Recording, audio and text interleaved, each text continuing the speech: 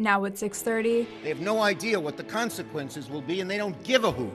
Time is running out for the Senate to pass President Donald Trump's rescission package, clawing back billions of federal funding. Plus, we're going to shut it down and shut it down as quickly as possible. The U.S. Supreme Court gives Trump the go-ahead to continue mass layoffs at the Department of Education.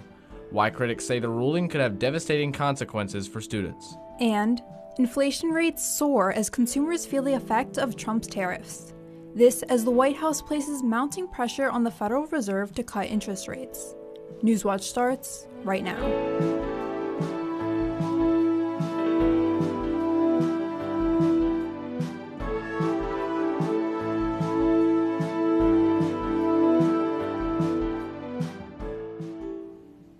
Thanks for joining us. I'm Talia Milowich. And I'm Noah Cavan. Welcome to Newswatch. It's been another hot, steamy day here in Athens. Yeah, and to find out if we'll ever get a break from this humidity anytime soon, let's turn it over to forecaster Steve Nedlick. Steve? Yeah, guys, it was a really nice day outside other than that humidity, especially after that washout that we had yesterday. We got up to 90 degrees in Athens, and with that humidity, the heat index was up to about 95. So again, it was a really warm one out there, and we're kind of in for that for the next few days. Now, with all this heat and humidity, there's some rain down to our south, but nothing that's really going to make its way here because it's going to break up before it really gets here, so we should stay dry heading into tonight. Once we get past the midnight hour, we could have some pop-up showers that make their way into our region around 2 or 3 in the morning, but our overnight low is going to be 71 degrees just because we got so much heat throughout the day that it's not going to really be able to escape. Now, looking into tomorrow, the rain chances do return, and with that, the fog will be coming tomorrow morning about 7, 8 a.m. It could get pretty patchy heading out there tomorrow morning, so make sure you take extra time when you're on your morning commute. And then again, hot and muggy conditions are going to be the name of the game as we head into the rest of the week. So stay tuned for my full forecast where we break that down. Thanks, Steve. A dozen firefighters were treated for heat exhaustion during a battle with a fire that burned down a Middleport apartment building. Of the 12 firefighters, 4 were hospitalized after Sunday night's blaze, but all have been released. According to the Ohio State Fire Marshal, 7 total apartments were lost in the fire. Middleport Fire Chief Jeff Darst released a statement on Facebook this morning expressing his gratitude for all the help his squad received and sympathy for the displaced families. The cause of the fire is still under investigation. Repair plans are underway after a culvert collapse closed State Route 144 near Coolville. No injuries were reported in yesterday's collapse. The Ohio Department of Transportation investigated the incident and will be working with Coolville to repair the culvert. The project will be funded through ODOT and federal grants. Officials predict State Route 144 will reopen by the end of August. Village officials are holding an emergency meeting tomorrow at 7 p.m. in Village Hall to discuss repairs. Plans are in place to upgrade the US 33 and Pickerington Road intersection in Fairfield County. County officials say the intersection is one of the most dangerous in the county. The project will add ramps to the interchange to improve safety and traffic flow in the area. Construction is set to start in August. Drivers will need to look out for lane closures and short-term closures on Pickerington Road and Allen Road. The project costs about $54 million and won't be finished until summer 2028. Members of the Ohio House are returning to Columbus to discuss overriding some of Governor Mike DeWine's budget vetoes, but the Senate has yet to announce their own meeting. There's less than a week left before the House reconvenes. They'll only focus on 3 of DeWine's 67 vetoes. Those 3 all struck proposals focused on property tax relief from the budget. Senate leaders say they may consider overriding other vetoes, but it's unclear if Republicans have enough support. Lawmakers would need a 3/5 vote in both houses. They have until the end of the session next year to override the governor's vetoes. President Donald Trump is increasing the pressure on lawmakers to pass his rescission package as the deadline ticks closer.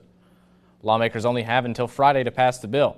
The bill will claw back $9.4 billion in pre-approved funding for foreign aid and public broadcasting programs. With just days left before the cutoff, Senate Democrats are pushing back as House Republicans are urging them to fall in line. We're encouraging our Senate partners over there to get the job done and to pass it as is. That's what we did. It reflects the intention and the view of the House. Gutting bipartisan investments, compromising our national security, hurting America's standard throughout the world is not popular. Losing access to local news, radio, weather is not popular. The Senate is expected to make changes to the bill, which could make it harder for the House to pass it. The Supreme Court rules President Trump may proceed with mass layoffs at the Department of Education. Julia Benbrook is at the White House with details on the ruling and how the administration is reacting. Within hours of the ruling, the Department of Education sent notices to employees indicating that it would immediately resume its plans to shrink the department. The notice read, quote, "The department appreciates your service and recognizes the difficulty of the moment," adding that the action is not a reflection of performance or conduct, but based solely on agency restructuring. The Education Department, created during the Carter administration, is tasked with managing federal student loans, monitoring student achievement, supporting programs for students with disabilities, and enforcing civil rights laws in schools, among other duties. In a Truth Social post, Trump celebrated Monday's ruling, saying that the Supreme Court handed a major victory to parents and students across the country, and echoed points that he made when he signed an executive order to dismantle the Department of Education. My administration will take all lawful steps to shut down the department. We're going to shut it down and shut it down as quickly as possible. In the unsigned court order, the justices lifted for now a lower court ruling that had indefinitely paused Trump's plan. The Supreme Court's decision puts that ruling on hold while the legal challenge plays out. In a scathing dissent that was joined in full by the court's other two liberal justices, Justice Sonia Sotomayor warned of, quote, untold harm. She said that the court's decision could deny or delay educational opportunities and leave students to suffer. At the White House, I'm Julia Benbrook. Russia is responding to President Trump's tariff threats. The Kremlin says President Trump's announcements on arms and sanctions are, quote, very serious. But the former Russian president dismissed the tariff threat as theatrics.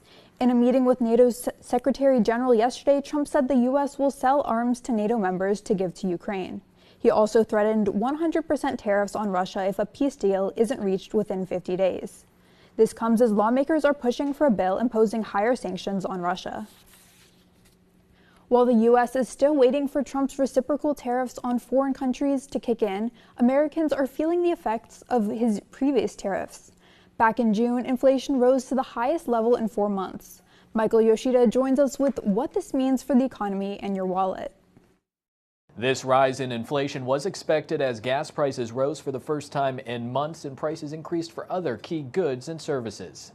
Consumer prices heating up again in June, rising 0.3% last month, pushing the annual inflation rate higher to 2.7%. That's according to new data from the Bureau of Labor Statistics. The best you can say about today is there was no bad news. Tuesday's data was expected by most economists who have been anticipating the price effects of President Donald Trump's on-again, off-again tariff policies to begin showing some real-world effects. The first serious set of tariffs went into effect in April, but they didn't affect goods that were already on a boat.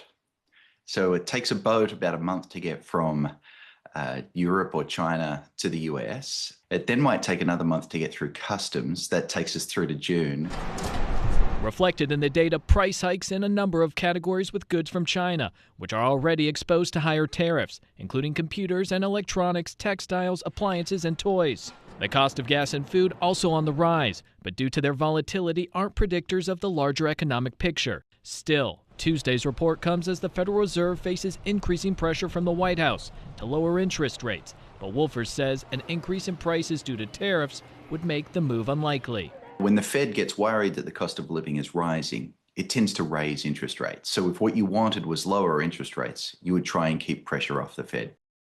And Wolfers added that the pandemic caused many of us to think about macroeconomics the wrong way, believing that economies and prices can drastically change in a single day. He says the pandemic, obviously a once-in-a-century type event, and rather economies, they're more like large ships that take a long time to turn, so something like the tariffs, they could take months to fully play out and be realized in the economy. In Washington, I'm Michael Yoshida reporting.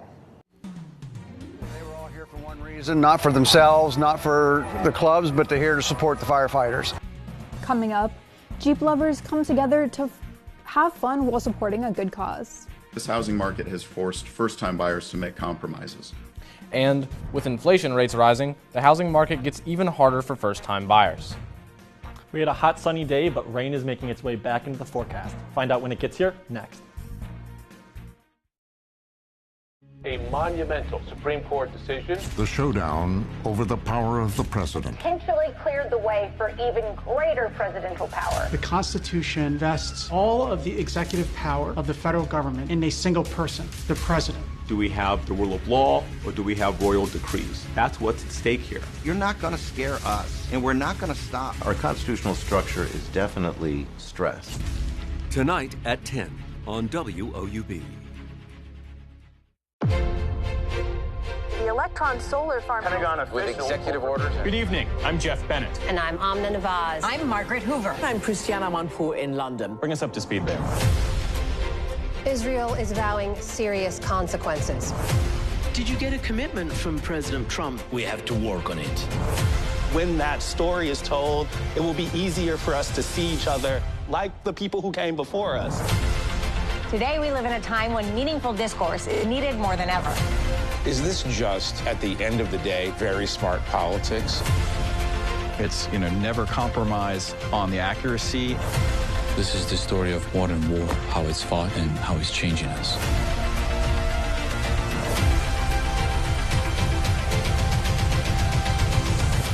If this is the way we're going to start breaking the ice, then let's do it.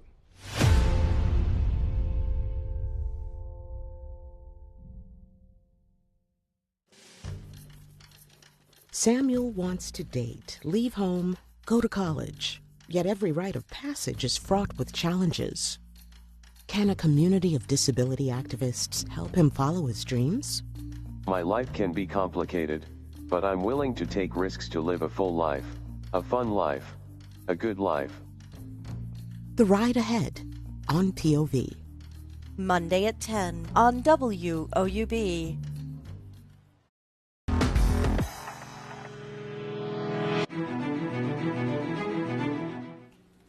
Athens County Jeep Invasion lets Jeep lovers come out, have fun, and get muddy, all for a good cause. I got the chance to check it out and hear more from local Jeepers. Start your engines and prepare to get muddy as Jeeps take over.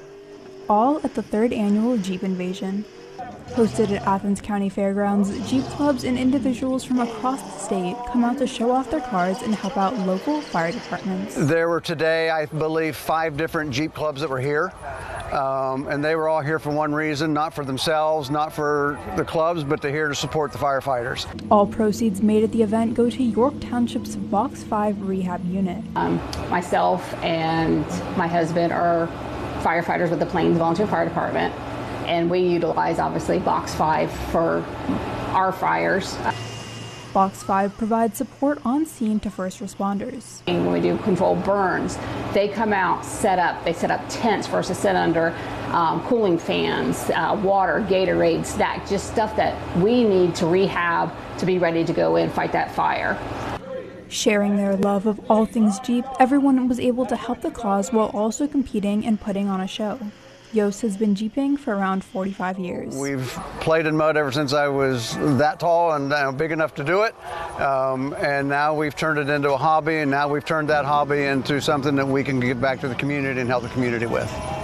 The 3-day event included a Jeep race, obstacle course, barrel racing, and more. The best part to me is the fact that we're raising money for a cause, a good cause. I mean, brings a lot of people together for the same reason. We all love Jeeps. Go out here. So it looked like you had a good time there. The weather looked okay. What did you think about it? Yeah, it was great. It only sprinkled a little bit, but I think the Jeeps would have gone out rain or shine. That's what Jeeps are built for. I mean, they love whatever weather's out there, they'll handle it pretty well. Do you think this is a good week to be driving a Jeep? It definitely is, because we've just had so much rain. Today we got pretty lucky though, and right now we're still sitting pretty warm out there. 88, we were near 90 earlier, but all across the board it's a pretty warm one. We finally got a break from that rain. But also with these temperatures, they may not seem that big with the air temperature, but we also have tons of humidity trapped over our area. And with that, that's all been kind of cooked up and really created some lower air quality in Columbus and Lancaster area. So that's something we're going to be monitoring at least until the sun goes down tonight, just because with all that humidity, it makes it a little tougher to breathe outside. Now, with that, we've had some rain that's built up along the border of Ohio, but it's slowly been breaking down before it gets over into our region. And that's because we have this front that's kind of just parked over most of Ohio right now, but it's south of us. And that's why we didn't see a lot of rain like we did yesterday. It's because this front has dropped a little bit lower, and so it won't be giving us that rain like we saw yesterday. But when we get into tomorrow, that changes a little bit. It pushes back up into our area, as you can see right here, and that's what's going to give us this widespread rain that tomorrow night will bring. A majority of Ohio is in for at least a little bit of rain. We're in for a little bit more, as you can see, in southern Ohio. So we'll be watching that because we've already gotten a fair share of rain this week already. Now this is where it starts to get interesting.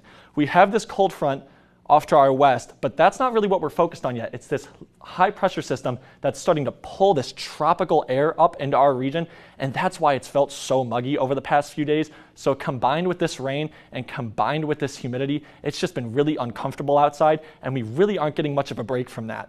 And this rain is just going to last the rest of the week, and that's going to provide us with hot and muggy conditions, like I said, from that high pressure system and this rain. And the storms are going to be driven every single day by breaks in the sun. So the more sun we see, the worse off we're going to be once it gets to about 4 or 5 o'clock. So we almost want to see more cloud cover as opposed to sunny skies with this humidity. As for tonight, we should be clear until we get past about midnight, and then we'll start to see some showers head into the region, and that's going to make for a low visibility drive into work tomorrow. So make sure you take your time heading out the door. And tomorrow, again, we have an 80% chance of showers. So a majority of the state is in for at least a little bit of rain, but we're in for a lot. A high of 87. So with all that humidity, that feels like temperature is going to be up there into the mid 90s. So we'll also be monitoring that for potential heat advisories. And that's really kind of what we're going to be staring at for the next 6 to 10 days. We're going to be a few degrees above average. And again, with that humidity pumping into our area, it's going to be really uncomfortable outside. And we can see here that cold front on Thursday into Friday is going to provide us with a little bit of relief, but not much, as we're still going to be in the mid 80s, and we're going to be dealing with these rain chances all throughout the week. But we do get a little bit of a relief from that cold front, but that rain just isn't going to go anywhere. So we're going to have temperatures in the mid 80s with rainforest-like feels. So make sure if you're heading out the door, grab a rain jacket or an umbrella because it could get rainy. Back to you guys. Thank you, Steve. 5 years since the pandemic home buying boom, potential home buyers' moods towards the market are soaring. Karen Kafa is in Washington with a look at what potential buyers and sellers need to know right now. Interest rates have pushed mortgage rates higher while home prices continue to climb in many parts of the country, leaving the housing market in a sticky situation. The housing market's in a really unusual place right now. It's a strange combination of record high home prices and then very low home sales. And all of that's a hangover from the pandemic. Bankrate housing market analyst Jeff Ostrowski says their research indicates more homeowners are hesitant to make a move. The idea being they don't want to sell at a mortgage rate above 6% because that means they're going to have to go out and finance their next place at more than 6%. Zillow senior economist Orphe Divingi says overall economic uncertainty is rattling the market too. Remember, when people are uncertain about the future, their future income prospects, well, they tend to sit on their wallets. And affordability is improving according to Zillow's data, but remains stretched. The increase in prices, the increase in mortgage rates in the past few years really means that the typical buyer today really needs a lot more to be able to get into the house. That means first-time buyers may have to make some trade-offs. Maybe it's a townhouse, maybe it's a fixer-upper, maybe it's a place in a neighborhood that's not your first choice. But definitely this housing market has forced first-time buyers to make compromises. And while potential home buyers may be nostalgic for the low mortgage rates of the pandemic era, Ostrowski says they're unlikely to return anytime soon. In Washington, I'm Karen Kafa. Next, unpaid medical bills will remain on credit reports. What this means for your credit score. We'll be back after the break, but in the meantime, follow us on Instagram and X to stay up to date on the latest news in Southeast Ohio.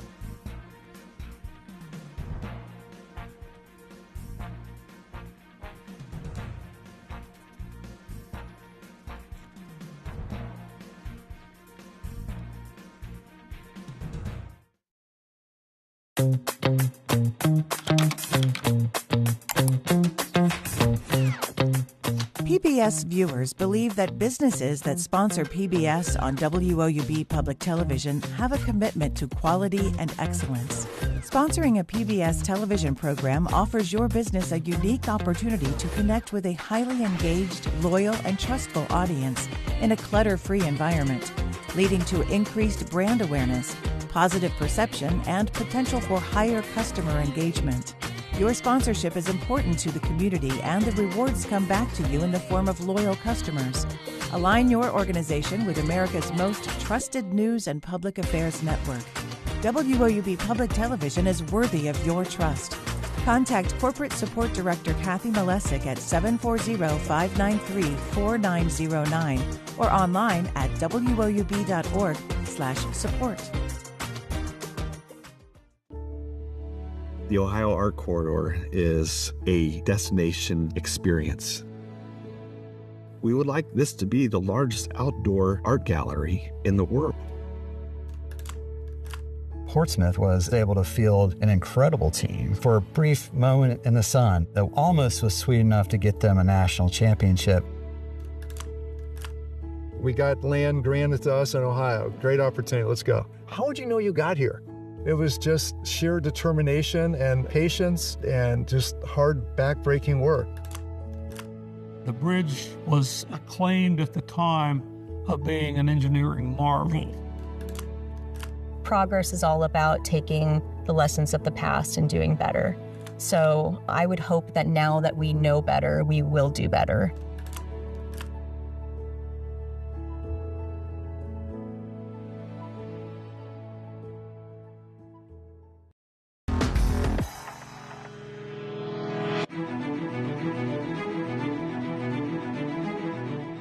Americans' unpaid medical bills will remain on their credit reports after all. This after a federal judge last week annulled a Biden-era Consumer Financial Protection Bureau rule that would have removed medical debt. A Texas U.S. District Judge found the rule exceeded the Bureau's authority under the Fair Credit Reporting Act. The CFPB rule would have removed nearly $50 billion in medical bills from credit reports of 15 million people. This would have boosted a person's credit score by 20 points on average. The U.S. Department of Health and Human Services is laying off thousands of employees. Yesterday, workers received an email announcing their positions were being eliminated by the end of the day. The layoffs were first proposed in April, but were challenged in court and delayed. Recently, the U.S. Supreme Court allowed the HHS to continue with its reduction in force. Analysts expect these layoffs will likely be fought in court, but the High Court's decision could work in the agency's favor.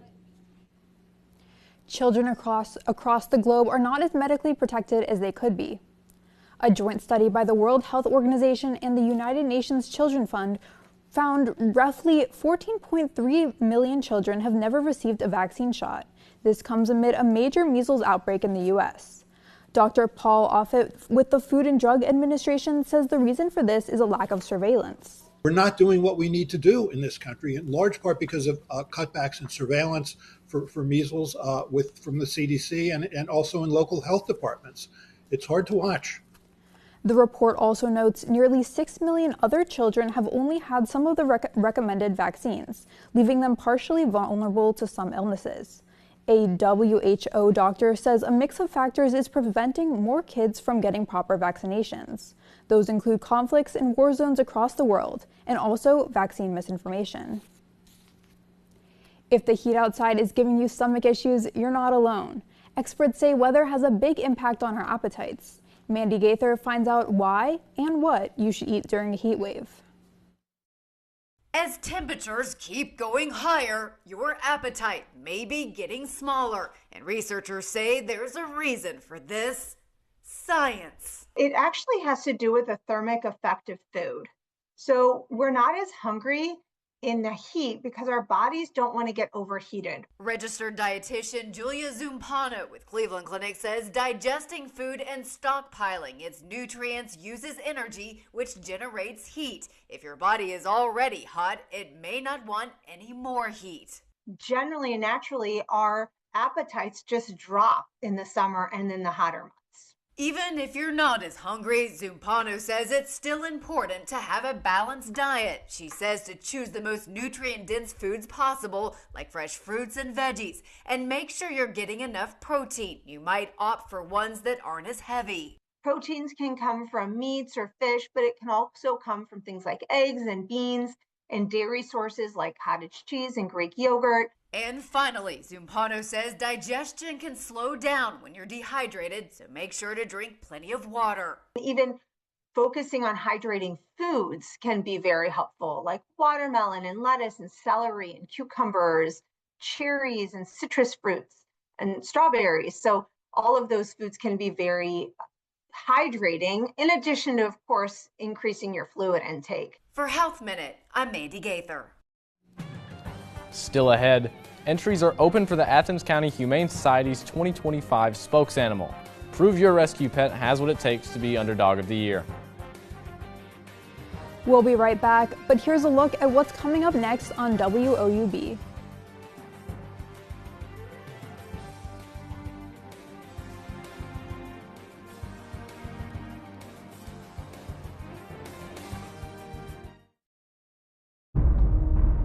Whoever takes this on, it's the most monumental thing that they'll take on in their entire career. Michelangelo now wants to take on Leonardo in making a painting.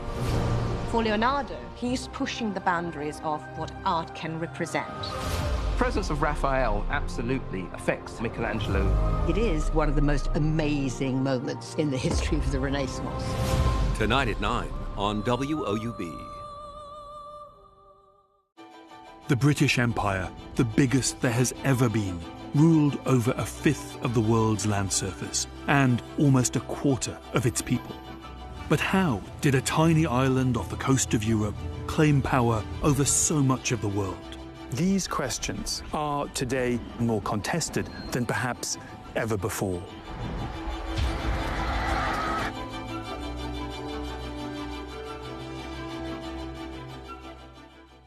I think you need to brace yourself for this, sir. I get straight to the matter. Please do. Is there anyone you didn't invite? I can't leave a puzzle unsolved any more than you can. But what happens if she's wrong? She's been right about everything else. A man gets murdered, and seemingly impossibly, his murderer escapes. Politics is all about knowing what hand to play and when to play it. Sunday on WOUB. For some of us, the struggle never ends. I know he's not easy to work with, but now I need you to step up. You're not looking for one killer, but two. You don't believe that a death can be transformational? We're probably dealing with a psychopath. We have to catch who's behind this. You should have called me. I did. Yes, you did. I must have ignored it.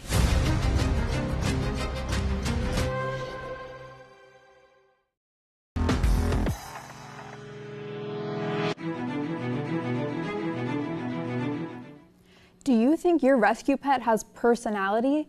Then you can nominate them to be the new spokes animal for the Athens County Humane Society. ACHS is partnering with Jackie O's Brewery for annual Underdog Rescue Brew Spokes Animal Contest. To enter, you can submit a picture of your pet and a short bio, as well as a $10 donation to ACHS through the link on your screen. Entries are open for the next 2 weeks. Starting July 29th, you can vote for who you think will make a possum candidate for this year's spokes animal. The winner will get their face on Jackie O's limited edition Underdog Rescue Brew Can. So what kind of animal do you guys hope is going to win? Well, I know that say it's going to be a rescue animal, so it's probably going to be a dog, but I'd like to see something like a lizard or something. I'm definitely just rooting for a dog in this situation, but that's just more traditional, but I think it could get a little more unique. Yeah. I mean, personally, I hope it's a cat. I'm more of a cat person. Well, if you have a dog and you need to take it for a walk tonight, it should be pretty good because we'll stay dry until at least midnight with an overnight low of 71 degrees. Those chance of showers are going to come after midnight, so we don't really have to worry about that. And as we head into the rest of the week, maybe if you have a lizard ready to win that competition, it's going to feel like a rainforest for the rest of the week as we have rain all throughout.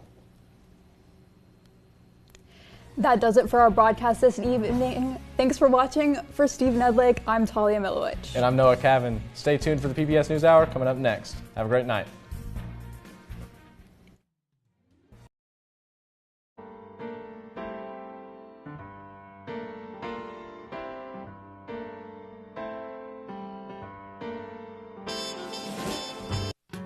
Support comes from Goldsberry.